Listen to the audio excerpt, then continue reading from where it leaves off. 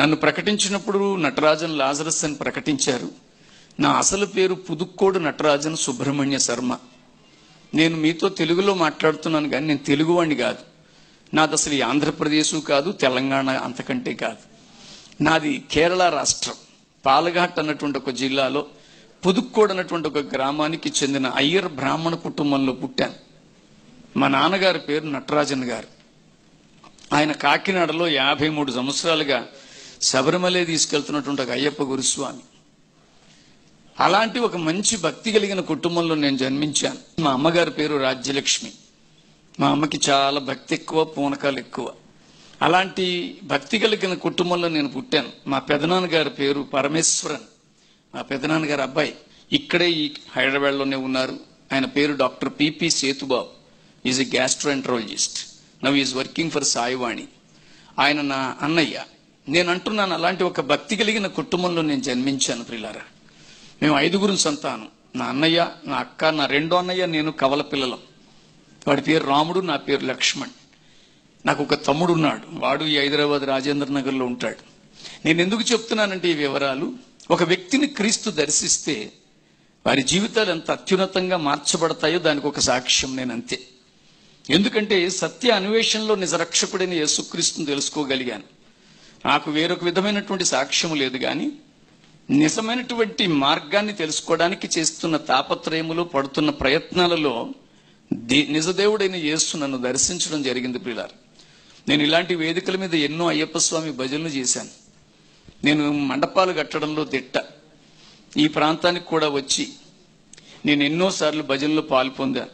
ఇప్పుడు అవన్నీ ఎందుకు చెప్తున్నానంటే, ఆ అయ్యప్ప స్వామి భజన అంతా అయిపోయిన తర్వాత చివరిలో ఒక మంత్రాన్ని ప్రత్యేకంగా చెప్తారు. అది మంత్రం కాదు, ఒక విజ్ఞాపన ప్రార్థన. అదేంటంటే, అరుంజుం మరియామలం తెరుంజుం తెరియామలం నాంగళ్ చెయ్య ఎల్లా పావంగళై పొరుత్తు కాత్తి రక్షిక్యం సత్యమాన పొన్ను 18 వసిక్యమని మలయాళంలో అంటారు. అయితే దానికి ఉన్న అర్థం చెబుతున్నాను. అరుంజుం మరియామలం అర్థం కాక అనాలోచితంగా, తెరుంజుం తెరియామలం తెలిసి తెలియక, నాంగళ్ చెయ్య ఎల్లా పావంగళై మేము చేస్తున్న ప్రతి పాపము నుంచి పొరుత్తు కాత్తి రక్షిక్యం కాచి కాపాడి రక్షించుదేవా అని అర్థం. రక్షకుడు ఎవరో తెలియదు కానీ పాపము నుంచి తప్పించబడాలనే ప్రయత్నం మానవ భక్తి జీవితంలో చాలా ఉంది. సత్య అన్వేషణ మొదలైంది. ఎలాగో చెప్తున్నాను, ఎవరిని కించపరచట్లేదు, దయచేసి ఎవరు తప్పుగా అర్థం చేసుకోకండి. నేను చాలా మంచి భక్తి చేశానండి. మా కాకినాడలో బాలా త్రిపుర సుందరి గుడిలో ధర్మకర్తల్లో నేను ఒకడిని, పూజారులకి సమస్తం అందించేవాళ్ళు నేను ఒకడిని. అలాంటి మంచి భక్తిలో ఉన్న నేను నవరాత్రి వచ్చినప్పుడు మా ఇంట్లో చాలా గంభీరంగా జరుగుతుంది. నవరాత్రి ఉంటే మేము కేరళలో ఉంటాం, లేదంటే మా ఇంట్లో చాలా గొప్పగా చేస్తారు. 9 రోజులు కూడా మా అమ్మ మీద అమ్మవారు ఉంటుందని అందరూ మా అమ్మ దగ్గరికి వస్తారు. ఆ కుంకంతో కొన్ని కిలోల కుంకంతో పూజ చేస్తారు. ఇవన్నీ శుభ్రం చేసి మా కాకినాడలో పిండాల చెరువు అని ఉంది, ఆ చెరువులో కలిపే ఆ పని నాది. ఎందుకంటే నాకు భక్తి ఎక్కువ. ఒకరోజు ఇలాగే ఈ పుష్పాలు, ఈ కుంకం అంతా తీస్తూ ఉంటే ఆ కుంకానికి ఉన్న ఒక సహజ లక్షణం ఏంటంటే, ఇప్పటికైనా మీరైనా ఎవరైనా ఇంత కుంకం కొని పక్కన పెట్టు 2 రోజుల తర్వాత చూస్తే అందులో పురుగు ఉంటుంది. ఆటోమేటిక్గా ఒక సైంటిఫిక్ రీజన్ అది, ఆ పురుగు పుట్టేస్తుంది ఆటోమేటిక్గా. అలాగ పురుగు పుట్టి అక్కడ ఉన్నటువంటి పీఠంలో ఉన్న ఒక దేవుడి పట్టంలోకి దూరి దేవుడి పట్టాన్ని కొరికేసింది. నాకు ఆశ్చర్యంగా ఉంది. కొన్ని ఏళ్లుగా మనం ఆరాధన చేస్తున్న దేవుడిని ఒక పురుగు అలా కొరికేస్తుంది. అక్కడ మొదలైందండి. అమ్మా అని కేక వేస్తే మా అమ్మ అర్జెంట్కి వచ్చింది. ఏరా అంటే, పురుగు దేవుడిని కొరికేసింది అన్నాను. నెత్తి మీద కొట్టింది మా అమ్మ. తీయా పటం అంది. ఆ పటాన్ని తీసేసి వెనకాల ఉన్న మేకులు తీసేసి ఆ పేపర్ని పక్కన పెట్టేసి మా అమ్మంది, నువ్వు బజార్ వెళ్ళి ఇలాంటి పటమే ఒకటి కొనుక్కురా అంది. మళ్ళీ లేచి, బజార్లో దేవుడు దొరుకుతాడా? మళ్ళీ కొట్టింది. ఈ తన్నులు దండం కంటే నోరు మూసుకొని వెళ్ళడం మంచిదని బయలుదేరుతుండగా మా అమ్మ నా చేతిలో 5 రూపాయలు పెట్టింది. 5 రూపాయలతో కొనేకు ఏ 2.5కో 3 రూపాయలకు బేరమాడంది. ఎవరిని? అసలు ఒక ఆలోచన పుట్టాలి కదా, భగవంతుడి దగ్గరికి రావడానికి ఒక మార్గం తేరావాలి కదా. నాకు ఎప్పుడైతే ఈ ఆలోచన వచ్చిందో ఇంక మా అమ్మ దగ్గర అడగడం మానేసింది. ఎందుకంటే ఊరికే తన్నులు తినడం కంటే కూడా వెళ్ళి తీసుకొచ్చానండి. ఆ పటం తీసుకొచ్చిన తర్వాత ఈ తీసేసిన ఫ్రేమ్లోకి ఆ కొత్తది పెట్టాం. ఈ పాతాన్ని ఏం చేయమంటాం అన్నాను. సింపుల్గా పాడే అంతే. అసలు అక్కడ నాలో చాలా మార్పు వచ్చేసిందని. ఇన్నేళ్లుగా పూజలు చేస్తూ ఒక పురుగు ముట్టిందని ఇది దేవుడికి వచ్చి బేరమాడి తెచ్చింది. దేవుడు ఎలాగవుతాడు? దేవుడంటే ఖచ్చితంగా కనబడాలి, దేవుడంటే ఖచ్చితంగా మాట్లాడే దేవుడై ఉండాలి. ఇదే సత్యాన్వేషణ. నేను ఏ దేవుణ్ణి నేను తక్కువ చేయలేదు. నేను అంటున్నాను, ఇప్పటికీ అంటాను, నేను ఆ రోజుల్లో చేసిన మంచి భక్తే ఎంత మంచి రక్షకుణ్ణి నాకు దొరికేటట్టు చేసింది. ఆశ్చర్యం ఏంటంటే ఇంక అక్కడి నుంచి సత్యాన్వేషణ మొదలైంది. మా ఊర్లో మెక్లారన్ గ్రౌండ్స్ అని ఉంది, అక్కడ క్రైస్తవ మీటింగ్లు జరిగేవి. ప్రతి శుక్రవారం మేము బాలత్రిపుర గుడికి వెళ్ళిపోతాం. ఒకరోజు అందరూ వెళ్ళిపోతూ ఉంటే ఈ మీటింగుల్లో ఏదో ఉందని నేను అందులోకి వెళ్ళాను. కానీ మాకు నేర్పించబడిన దాని ప్రకారం మేము వాళ్ళని ముట్టకూడదు, దూరంగా చేతులు కట్టుకొని వింటున్నాను. ఎందుకని వాళ్ళు ముట్టుకుంటే మళ్ళీ వెళ్ళి స్నానం చేయడం తర్వాత పెద్ద ప్రాసెస్ అని.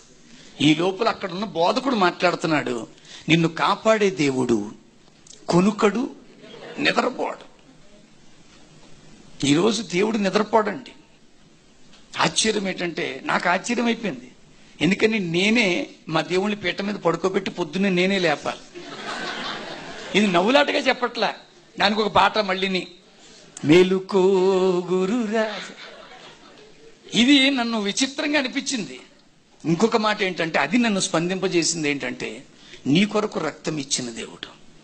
It was really touched my heart. నేను ఆరాధిస్తున్న ఏ దేవుడు కూడా నా కొరకు చచ్చిపోయాడని నేను చదవలేదు, వినలేదు. అలాంటి మంత్రం కూడా నేను గ్రహించలే. నేను అంటున్నాను, వాక్యము వెల్లడెగుట తోడనే.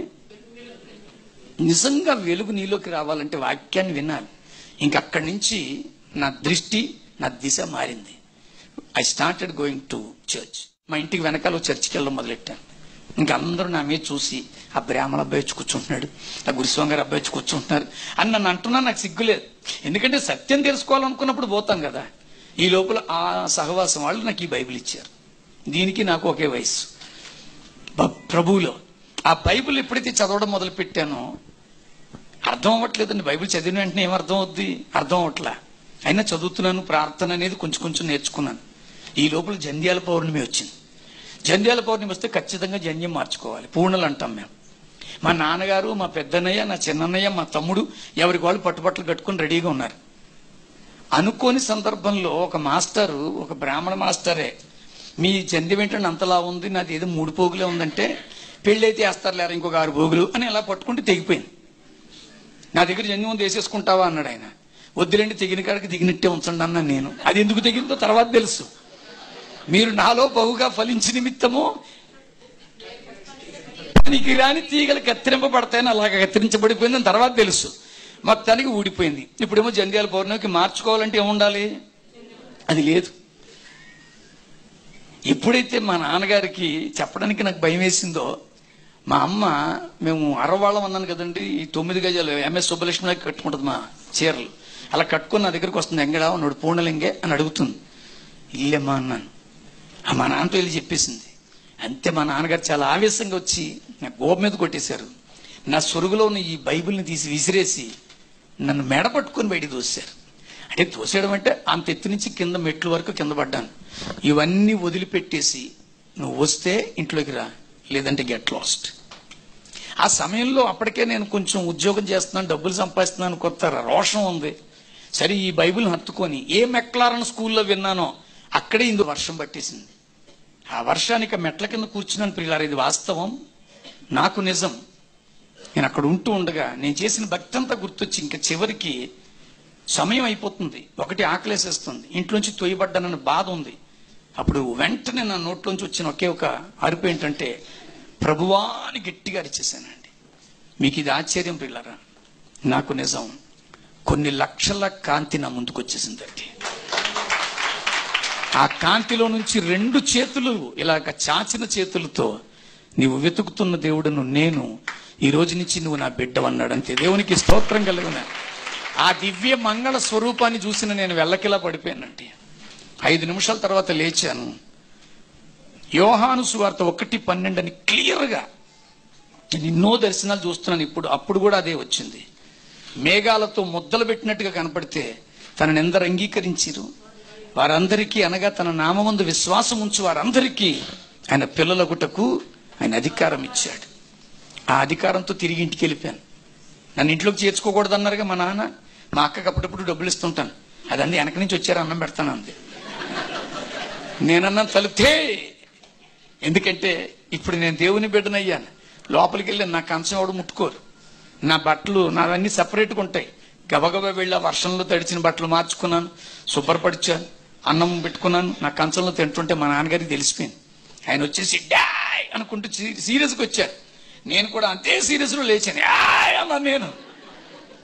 పాపం ఆయన మరణించేంత వరకు నా దగ్గర ఉన్నారు. ఏదో ఒక రోజు నా చేతుల మీదుగానే బాప్తిసం తీసుకుంటానన్నారు. నేను అంటున్నాను హార్ట్ అటాక్ వచ్చిందని. పాపం నేనంటున్నాను, పిల్లలారా, తృణీకరింపబడిన నన్ను దేవుడు తన బిడ్డగా చేసుకున్నాడండి. త్రోసివేయబడిన నన్ను దేవుడు తన బిడ్డగా చేసుకున్నాడు. నేను అంటున్నాను, దీనికి పెద్ద ప్రాసెస్ ఏం లేదు. యథార్థమైన హృదయంతో అడిగితే నిన్ను కూడా దర్శించే సమర్థుడు నా యేసయ్య.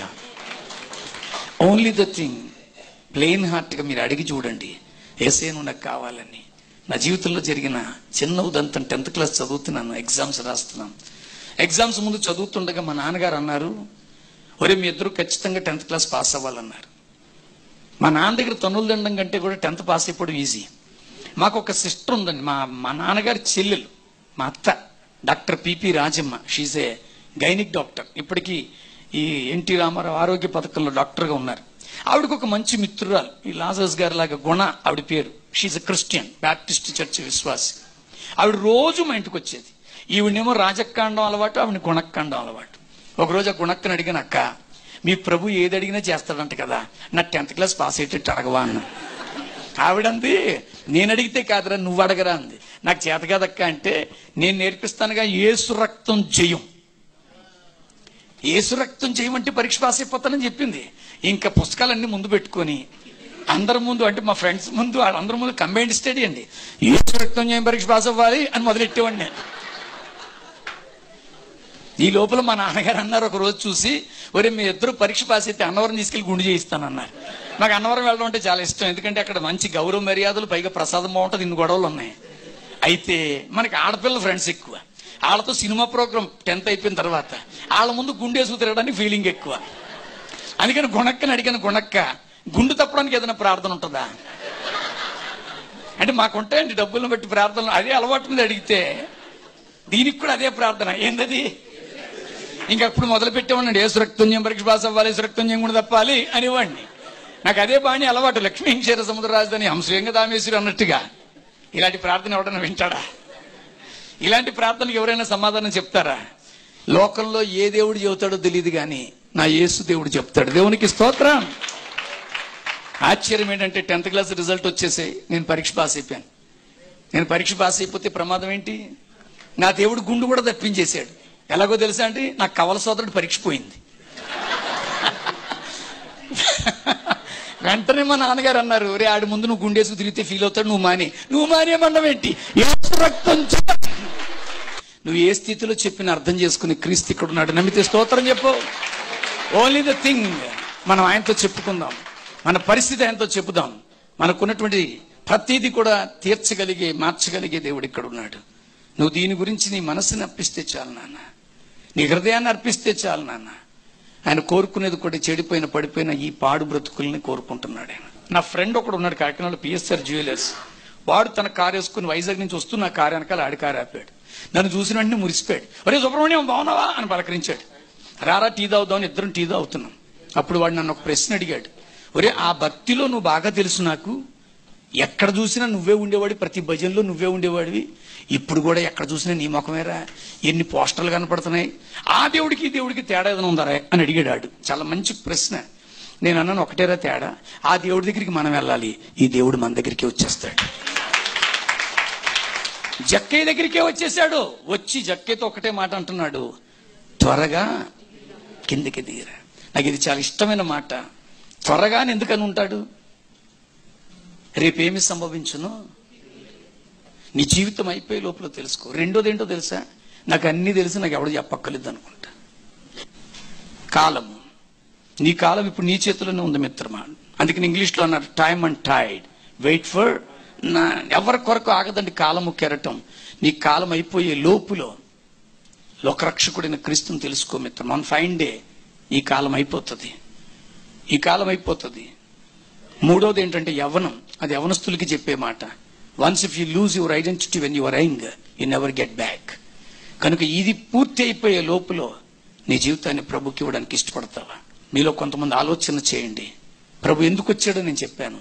నీ ఆత్మను పరిపూర్ణంగా పవిత్రంగా మార్చి పరలోకంలో ఉన్నటువంటి తండ్రి స్థానంలో నేను నిలవబెట్టడానికే. మా నాన్నగారు చచ్చిపోయినప్పుడు పిల్లరా నేనే కార్యక్రమాలన్నీ చేయించాను. నేనే దగ్గరుండి కొన్ని వేల రూపాయలు ఖర్చు పెట్టి మా నాన్నకి అంత సంస్కారం చేయించాను. తగలబెట్టడానికి కట్టెల మీద పడుకోబెట్టినప్పుడు కట్టుకున్న మొలతాడు వేసుకున్న జంధ్యం కూడా రెండూ కత్తిరించేశారండి. ఆయన బ్రాహ్మణత్వం పోయింది, మగతనం పోయింది, నిర్వీర్యమైనటువంటి ఒక దేహంతో ఆయన వెళ్ళిపోయాడండి. ఈరోజు మనం కూడా వెళ్ళిపోతాం. ఆలోచన చేయి. వెళ్లే లోపల నీ ఆత్మకి నువ్వు ప్రభుని పరిచయం చేసుకో. ఆ మార్గంలోనికి రా. మృత్యోర్మ అమృతంగమయ్యా అని నిత్య జీవాన్ని అనుగ్రహించే ప్రభు దగ్గరికి మిమ్మల్ని రమ్మని ఆహ్వానిస్తున్నాను.